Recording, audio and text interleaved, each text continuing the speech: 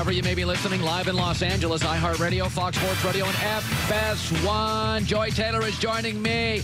I'll tell you, Baker Newsmaker, GQ, another article saying all sorts of stuff. He called out Daniel Jones, Joy. It was unprovoked. He wasn't asked about Daniel Jones. There was no question about the Giants or Daniel Jones, but unprovoked, he said, I can't believe the New York Giants drafted Daniel Jones because he's not a winner. So it's like... It's kind of mean. Here's the thing. I keep hearing this about him. There's two things I keep hearing about Baker Mayfield.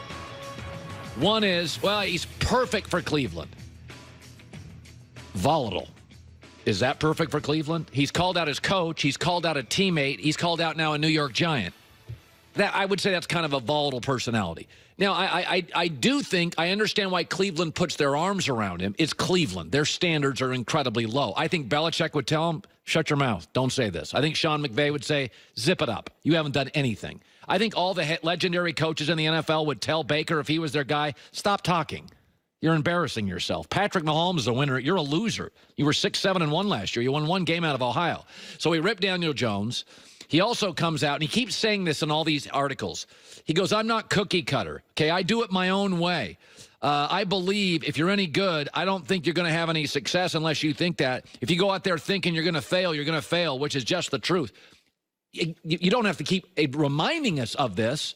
The guy that tells me how confident he is generally masking something. He's projecting something. You know, the tough guy, the Dennis Rodmans end up crying a lot. The T.O.s end up crying a lot when you put a camera in front of them with a little stress. I think I like my quarterbacks to be firemen, putting out fires, not accelerators, adding to them, because I think the NFL just gives you volatility constantly. Even the L.A. Rams last year, middle of the season, oh, crap, we lose Cooper Kupp. Oh, crap, we lose Todd Gurley. And that was a team that ended up in the Super Bowl. The L.A. Rams had major stress. They lost Jared Goff's favorite target, Cooper Kupp, gone for the year. Then all of a sudden, Todd Gurley has got early stages of arthritis. So that's a team that you think, oh, everything was good for the Rams. Major stress on the offensive side of the ball. I mean, a year ago, New England, look at the situation they had. By the way, New England last year in the middle of the season, Tom Brady, remember that two-game stretch, Steelers-Dolphins? Tom Brady got hurt. They had injuries through the season. Sony Michel got hurt. So Cleveland last year is a great example of what happens in the NFL. Their coordinator gets fired. Their head coach gets fired. They have 4 ugly blowout losses. That's called the NFL. That's not atypical. The NFL is constantly giving you volatility because it's the one sport where you have injuries. I mean, I'm looking at camp reports this morning. Everybody's banged up. San Francisco, the Jets, the Raiders, everybody's banged up. And so I don't think a guy that comes across as sort of brash, confident, and volatile, calling out people, is necessarily a perfect fit for an organization that has a history of all sorts of volatility. And I do think if Baker was with the Patriots or the Steelers or the Rams or the Eagles, they'd tell him to zip it up. But I think in Cleveland, what are they going to say? It's Cleveland. Like he owns the town right now. So, and they also added OBJ, volatile. Olivier Vernon hasn't had double-digit sacks in like 7 years. Sheldon Richardson can be volatile. You have a GM who's outspoken, a little volatile. Jimmy Haslam fires coaches, GMs. He can be volatile. I think Cleveland feels volatile to me. And I think what you need in the NFL is a fireman at quarterback. Put out the fires. Stability, quiet confidence. I don't think volatility is the answer. So we'll see how it works out. I'll take Deshaun Watson, Sam Darnold, Jared Goff, sustainable 15-year personalities over calling out quarterbacks, teammates, coaches. I don't. And I just want to remind everybody. On Cleveland.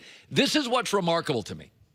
So Cleveland last year was 1-5 against winning teams.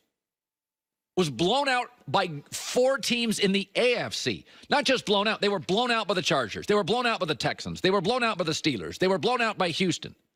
You know, those are teams they're going to have to get through. They were blown out 4 times in the AFC. And their wins were overwhelmingly narrow.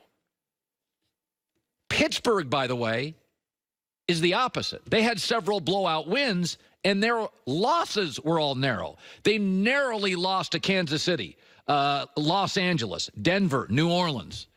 So just say that out loud. Cleveland was blown out many times and then narrowly beat mostly bad teams. Atlanta, Cincinnati, bad teams. Pittsburgh blew out several teams and then narrowly lost to some good teams, some bad teams. So just say that out loud. So Pittsburgh goes 9-6-1. They go to Kansas City, get a starting corner. They draft what appears to be the best linebacker in the draft. They add Mark Barron, another linebacker. They get the drama out of the locker room. They beat good teams, blew out some, and lost close, narrow games, 9-6-1. But I'm supposed to like the team with a rookie head coach that couldn't beat winning teams, that was blown out 4 times because they added OBJ, who can't stay healthy, and Olivier Vernon, who's never been elite. Miami, he had a one big sack year in Miami. He didn't do anything in New York. Then he added Sheldon Richardson. What did he do? He's been a difficult guy in locker rooms. That's why he keeps bouncing around the league with all his talent. So sometimes I just don't understand it. I don't understand how you can look at Pittsburgh's results, what they added, the drama that left, and then look at Cleveland's results, couldn't beat good teams, what they added, more volatility, name over substance. OBJ, 32 games, hasn't played the last 16. Olivier Vernon gives you about 6.5 sacks a year. I don't get it. Coach Pittsburgh, quarterback Pittsburgh, O-line Pittsburgh, owner Pittsburgh, GM Pittsburgh, results last year Pittsburgh. I don't get it. I don't understand it. I've just over my head. Pittsburgh's going to win the division. Pittsburgh's a better team. Pittsburgh has the better coach, quarterback, O-line. I could be wrong on this. Didn't Pittsburgh lead the NFL in sacks last year? So they got a better D-line. I don't get it. Over my head. I saw this story. I do not get this. James Harrison coming up and Will Blackman today. NBA did a poll. I just want to do this quickly. Steph Curry, all the rookies voted on this. Steph Curry is none of the NBA rookies' favorite player. Didn't get a vote. Pascal Siakam got a vote. Devin Booker, Kawhi Leonard, James Harden, Kevin Durant, LeBron James. Now, I just first want to say this. It is literally insulting. As great as LeBron James is, LeBron didn't change the game. LeBron's greatest addition to the NBA is player mobility. Free agency. LeBron's made it a very mobile league. In fact, not only can you move now, you're called crazy if you don't move. So LeBron's greatest addition to the NBA is player mobility. Nobody's tried to copy LeBron's game. Nobody has tried to mimic his game. He didn't eliminate centers. In fact, good centers have given him trouble. He hasn't changed the college game. LeBron's greatest impact on the NBA has been player mobility. And that's a real thing, and he deserves credit. And LeBron's a great player.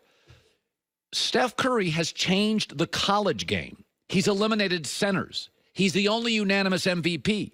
He holds the record for the most wins in a regular season.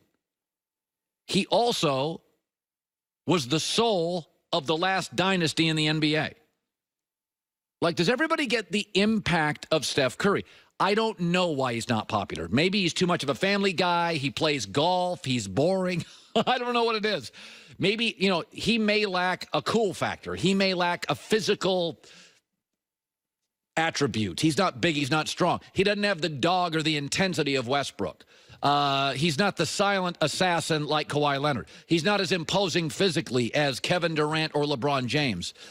He doesn't have the musical career like Damian Lillard. He doesn't have a 70-point night, I don't think, like Devin Booker. I don't get it. This is one of these. This is another one. Just like the Browns should beat the Steelers, this one, over my head. I don't get it. I don't get what players don't like about him. I've never understood it. He has literally changed the game of basketball. LeBron hasn't. LeBron's just great. LeBron's just amazing. But he didn't change the way we shoot. He didn't change the analytics. I mean, LeBron doesn't even have a position. He's kind of a positionless guy. He's the great Swiss Army knife in NBA history. He can do everything. And by the way, I think LeBron's first or second best player all time. has had political impact, mobility impact. I'm not denying that. Has a television ratings impact. But the fact that Steph Curry did not get a single vote from the rookies as their favorite player, not a vote. I don't get it. I don't see it's kind of surprising he didn't get a vote. Not a vote. No, I didn't have to win it. Not a vote. Is he too square? Is it golf? Too much family? Not imposing. Not enough I just dog. think that LeBron is the MJ of that generation. No, I get that. Not a vote? It feels like you should get a vote. Like a vote? It's like if you did music, Prince doesn't have to win, but Prince would get a vote as most talented artist. Prince probably would win most talented artist. He played like 60 instruments. Yeah, and he changed music. Like Yes. there's a lot of people that mimicked Prince. Yes. And still do. Say Bob Dylan. People, I didn't like his voice. People mimicked Bob Dylan. He was the inspiration for a lot of artists. So was Prince. You'd get a vote. Steph's the inspiration. Go to a high school gym. All they do is shoot threes. That's Steph. Go to a college guy. Conservative college coaches jack up 35 threes a game. That's Steph. Maybe it's just Warriors fatigue. Maybe. I just boom, don't get it. Coming up next, James Harrison, who gave me a hair massage this morning. We'll get into that. After hearing me talk about ButcherBox for months, this month, some of these deals are not going to last forever. This is high-quality protein. Every month, they deliver humanely raised, 100% grass-fed beef, free-range organic chicken, a wild-caught Alaska salmon directly to your door, curated boxes, customize your own, free shipping, by the way. It's high-quality meat, no added hormones or antibiotics ever. Last box I got, a lot of salmon. Maybe right now, 2 more weeks of great summer grilling, maybe now's the perfect time. New members get $20 off their first box, plus free ground beef